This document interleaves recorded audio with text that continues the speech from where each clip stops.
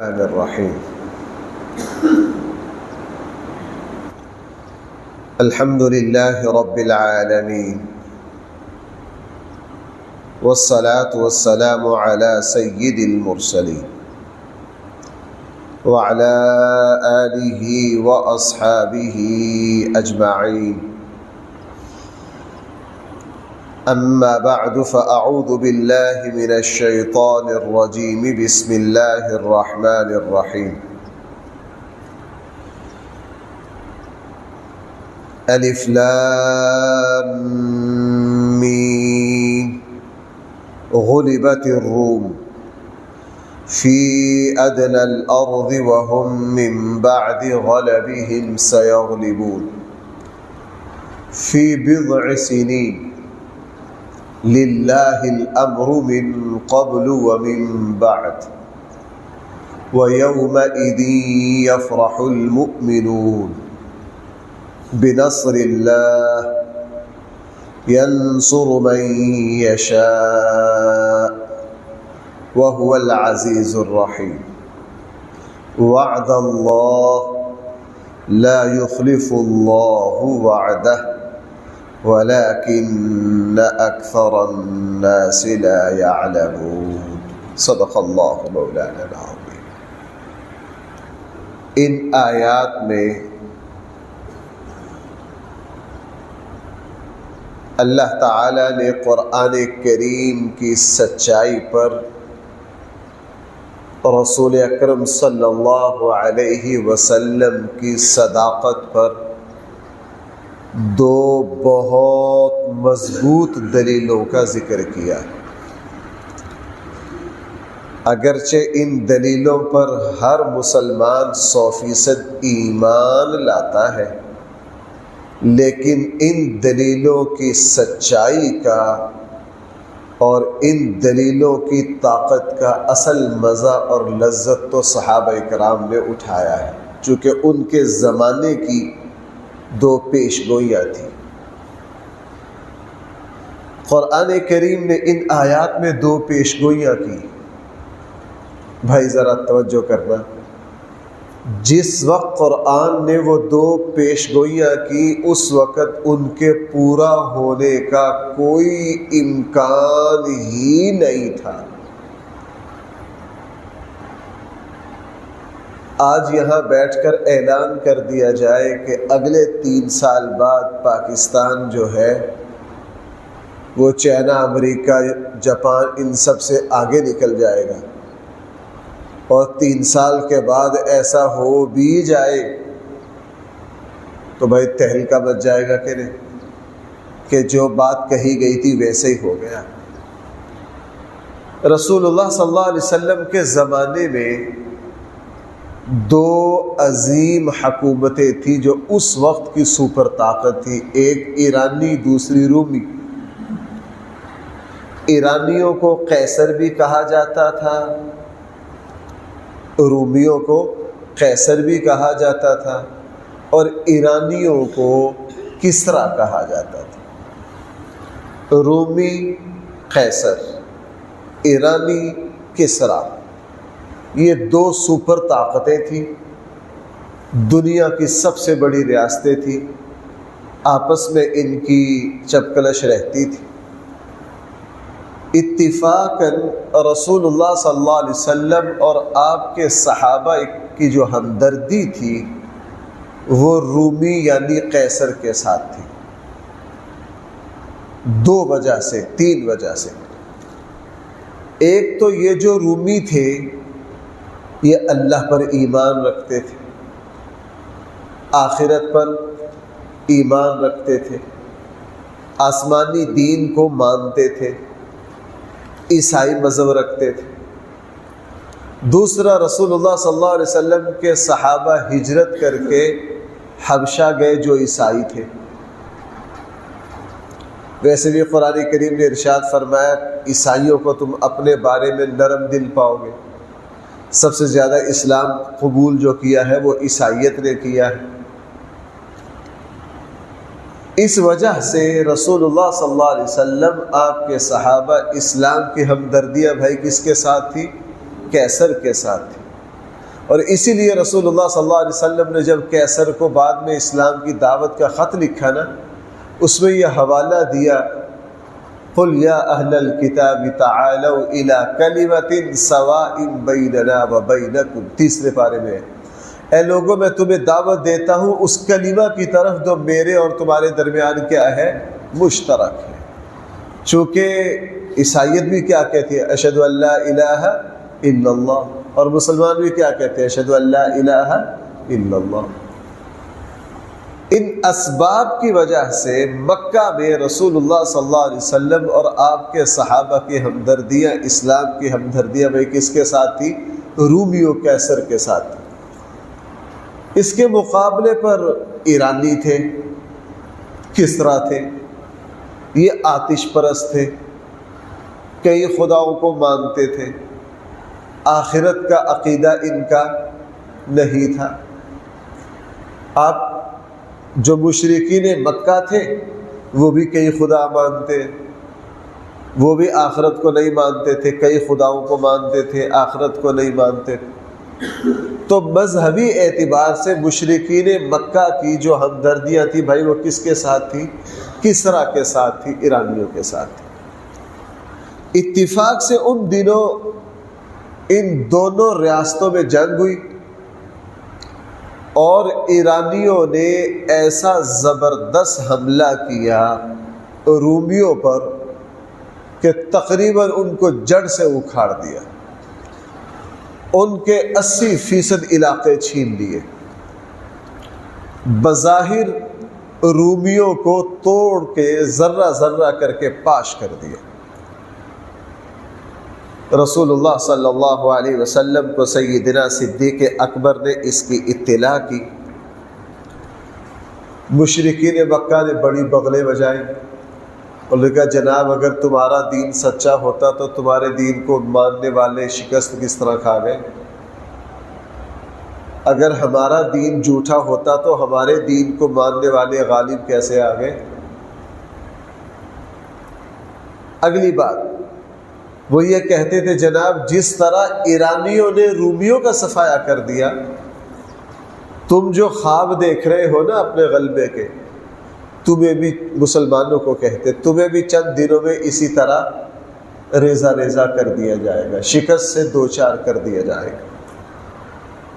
سیدنا صدیق اکبر رضی اللہ عنہ نے یہ بات رسول اللہ صلی اللہ علیہ وسلم سے عرض کی کہ مکہ میں یہ شور شرابہ ہے۔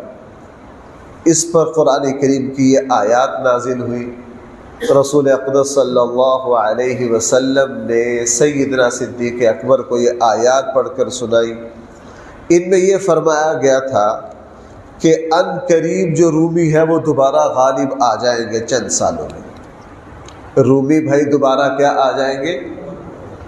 بظاہر رومی جو تھے، رومی سلطنت تقریباً تباہی کے دہانے اور کنارے پر چلی گئی۔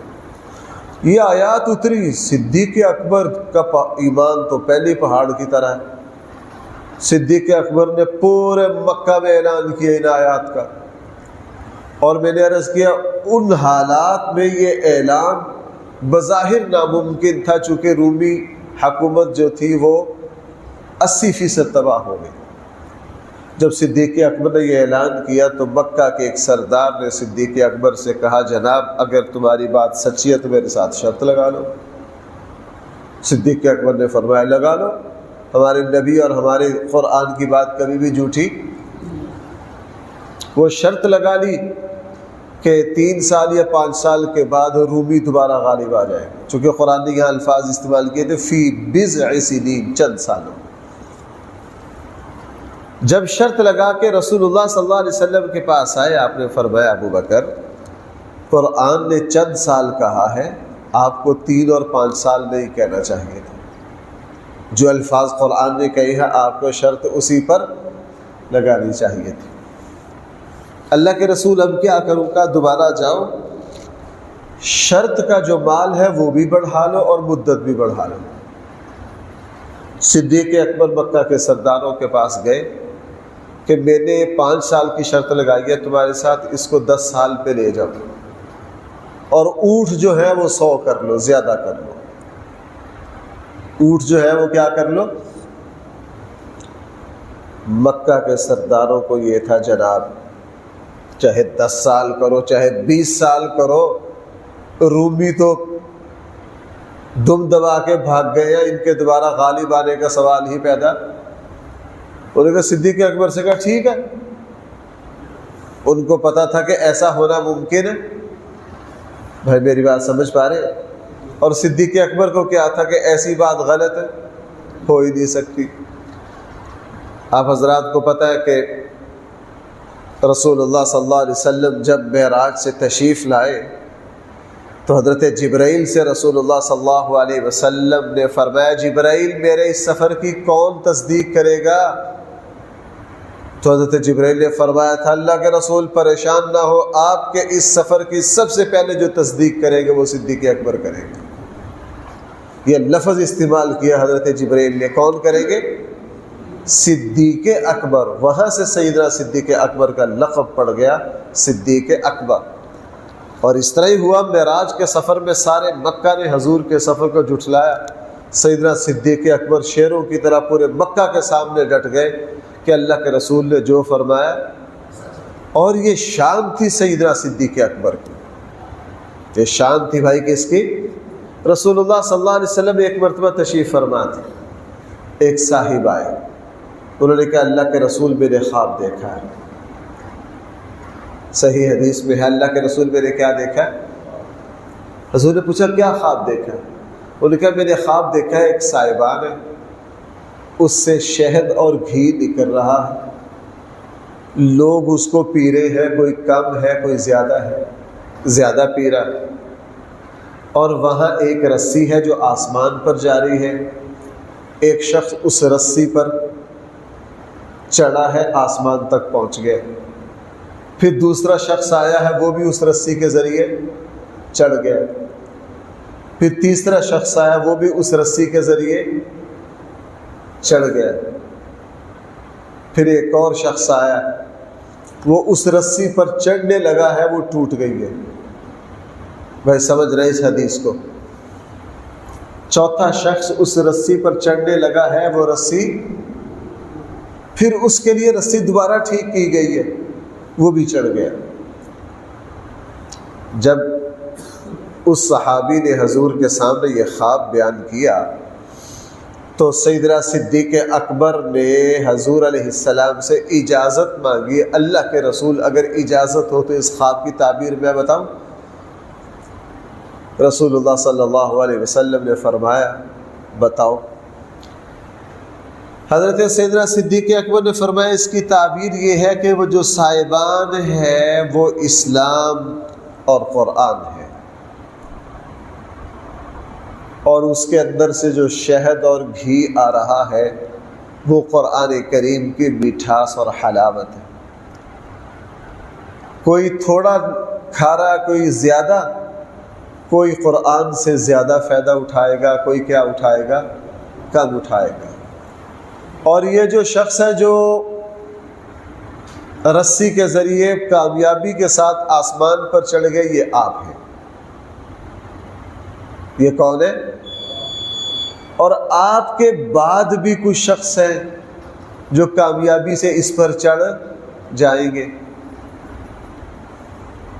اللہ کے نبی نے صدیق اکبر رضی اللہ عنہ کی تائید کی.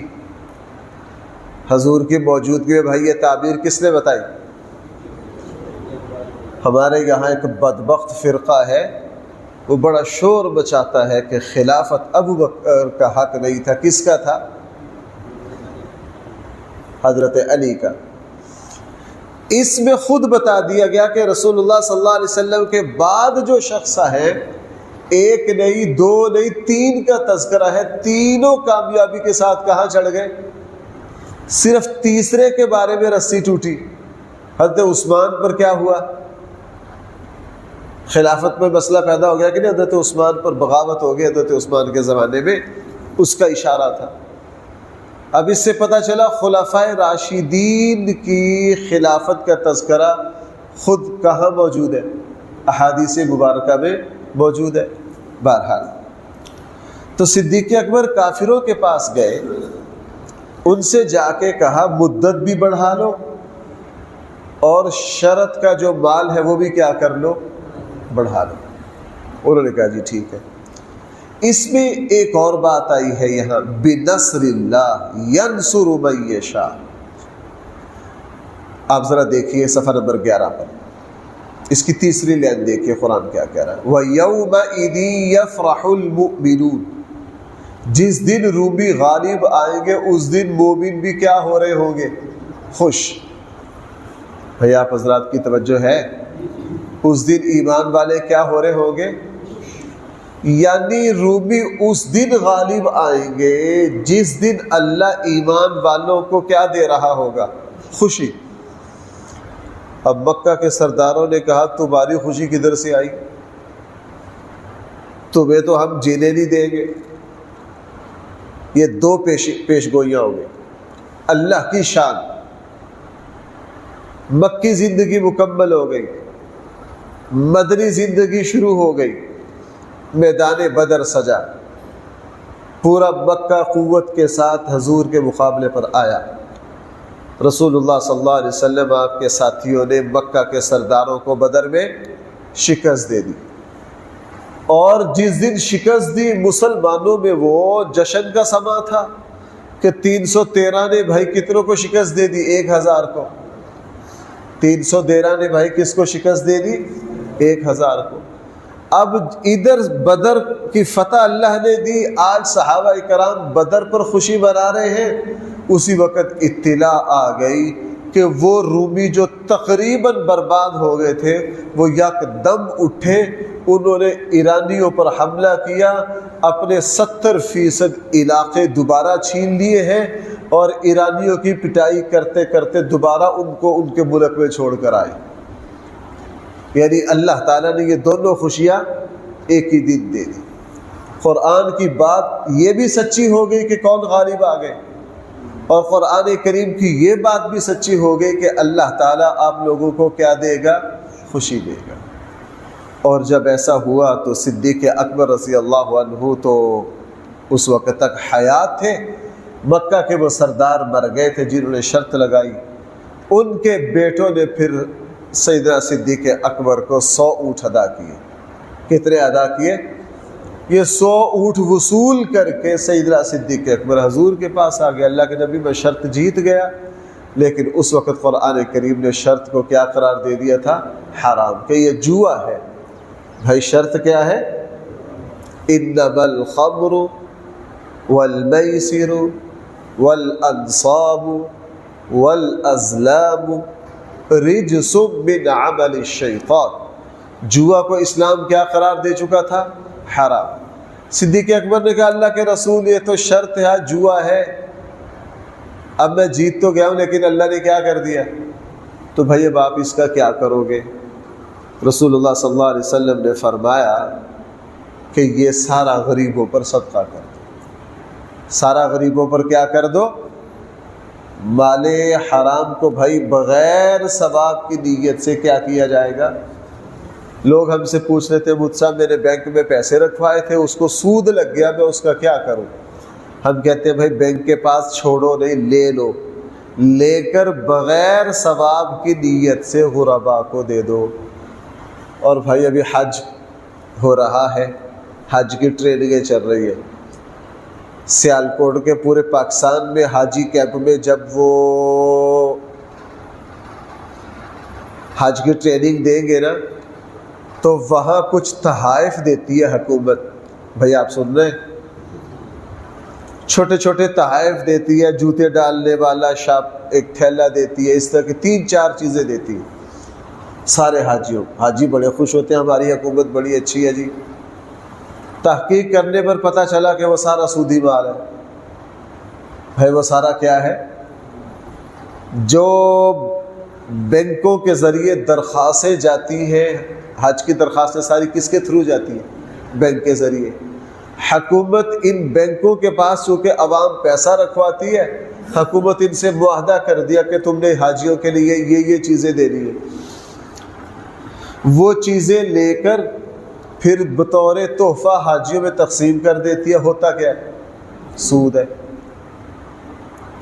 اب جب اس کی تحقیق ہوئی جناب یہ جو حکومت حاجیوں کو 3-4 چیزیں دے رہی ہے، شاپ یہ ایک تھیلا ہے، یہ بریف کیس ہے، یہ فلاں ہے، یہ سارا کیا، یہ تو سود ہے۔ اب حاجیوں کا مسئلہ بتایا، بھائی حاجی کیمپ جاؤ گے آپ کو یہ 4-5 چیزیں دیں گے، ان کو چھوڑنا نہیں، لے لینا۔ سودی مال سود خور کے پاس چھوڑنا نہیں، اس کو لے لینا، لا کر بغیر ثواب کی نیت کے کسی غریب کو دے دینا۔ ان چیزوں کے ساتھ حج نہ کرنا، چونکہ یہ حرام سود کے پیسے کی۔ تو صدیق اکبر شرط جیت گئے، اللہ کے رسول اب تو میں شرط جیت گیا ہوں۔ حضور نے فرمایا ہاں اس سارے مال کو کیا کر دو، غربا میں تقسیم کر دو۔ اور سیدنا صدیق اکبر نے سارا مال جو ہے بھائی وہ کن میں تقسیم کر دیا، غربا میں۔ اب ذرا الفاظ دیکھیے، قرآن کریم نے ارشاد فرمایا غلبت الروم، رومی غالب آ گئے۔ بھائی رومی کیا آ گئے؟ فی ادنی الارض، قریبی جگہ میں، قریبی علاقے میں۔ یہاں قرآن نے جب یہ کہا کہ رومی مغلوب ہو گئے، شکست کھا گیا، محاورتاً یوں ترجمہ کر لیجئے، غلبت الروم، رومی جو ہے وہ شکست خوردہ ہو گئے، ہار گئے، شکست کھا گئے، مغلوب ہو گئے، جنگ جو ہے وہ رومی ہار گئے۔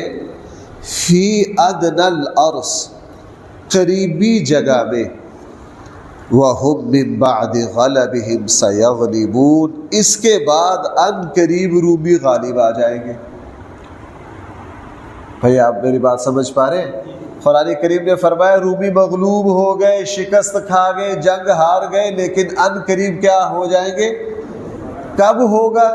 فی بضع سنین، چند سالوں میں، چند سالوں میں۔ للہ الامر من قبل ومن بعد، ہر اہم معاملے سے پہلے بھی آرڈر اللہ ہی کا چلتا ہے، اور ہر اہم معاملے کے بعد بھی حکم کس کا چلتا ہے؟ اللہ کا چلتا ہے۔ وَيَوْمَئِذٍ، جس دن رومی غالب آئیں گے نا دوبارہ، اس دن یفرح المؤمنون، ایمان والے کیا کر رہے ہوں گے؟ تو بدر میں ایمان والے کیا کر رہے تھے؟ خوشی منا رہے تھے۔ میں نے عرض کیا ہمیں وہ مزہ نہیں آنا ان آیات کا جو مزہ کن کو آیا، چونکہ انہوں نے رومیوں کو ہارتے دیکھا، پھر رومیوں کو جیتتے دیکھا، اور مکہ کے اس ماحول میں جہاں مسلمانوں پر ظلم کے پہاڑ توڑے جا رہے تھے، جب یہ کہہ دیا ان قریب تم غالب آؤ گے، تو ان کو جھٹکا لگا کہ ہماری بے بسی کا یہ حال ہے، ہم کب غالب آئیں گے؟ اور اللہ نے پھر بدر میں ان کو یہ نعمت عطا کی، بنصر اللہ، یہ سارا اللہ کی مدد سے ہوگا۔ ینصر من یشاء، اللہ جس کی چاہتے ہیں مدد کرتے ہیں۔ وَهُوَ الْعَزِيزُ، وہ اللہ ہر کسی پر غالب ہے۔ الرحیم، وہ بہت مہربان ہے۔ وعد اللہ، بھائی یہ وعدہ کس کا ہے؟ لا یخلف اللہ وعدہ، اللہ تعالیٰ اپنے وعدے کی خلاف ورزی، ولکن اکثر الناس لا يعلمون، لیکن اکثر لوگ جانتے نہیں ہیں۔ میرے اور آپ کے لیے 2 سبق ہیں، ایک تو قرآن کی سچائی کی دلیل ہمیں مل گئی، دوسرا ہمیں یہ مل گیا کہ اللہ اپنے بندوں سے جو جو وعدے کریں گے اللہ کبھی بھی وعدہ خلافی۔ بھئی اللہ تعالیٰ نے کیا فرمایا؟ جو نماز پڑھے گا میں اس کے رزق میں یوں برکت دوں گا، جو صدقہ دے گا یوں برکت دوں گا۔ یہ جو قرآن کریم کی تلاوت کرتے ہو، یہ تمہاری قبر میں تمہارے لیے کیا ہوگی؟ روشنی۔ یہ سارے وعدے کس کے؟ اور اللہ تعالیٰ اپنے وعدوں کی کبھی بھی خلاف ورزی نہیں کرتے۔ اس لیے میرے بھائیوں، اللہ تعالیٰ کے کیے ہوئے وعدوں کو 100% سچا جاننا یہ ایمان کا کمال ہے۔ اللہ تعالیٰ کے کیے ہوئے وعدوں کو 100% کیا جاننا؟ سچا جاننا۔ اللہ تعالیٰ نے میرے اور آپ کے لیے جنت کا وعدہ کیا ہے۔ آج مستشرقین اور بے دین مذاق اڑاتے ہیں یہ کون سی جنت ہے، کون سی حوریں ہیں، لیکن بھائی ہم کس پر ایمان لائے ہیں؟ اللہ اور اس کے رسول پر، اور اللہ اس کے رسول نے کبھی بھی وعدے کی خلاف ورزی نہیں کی۔ اسی لیے بھائیو آخری میدان جنت میں جا کے اللہ تعالیٰ پوچھے کہ میں نے جو کچھ تم سے وعدے کیے تھے دے دیا؟ سارے وہاں اعتراف کریں گے اے اللہ جو کچھ آپ نے وعدے کیے تھے دیا نہیں بلکہ اس سے بڑھ کر عطا کر دیا ہے۔ اللہ تعالیٰ ہم سب کو صحیح فہم عطا فرمائے۔ الحمدللہ رب العالمین والصلاة والسلام على سید المرسلین وعلى آلہ واصحابہ اجمعین۔ ربنا آتنا في الدنيا حسنة وفي الآخرة حسنة وقنا عذاب النار۔ صلی اللہ تعالی علی خیر خلقہ سیدنا و مولانا محمد وآلہ واصحابہ اجمعین برحمتک یا ارحم الراحمین۔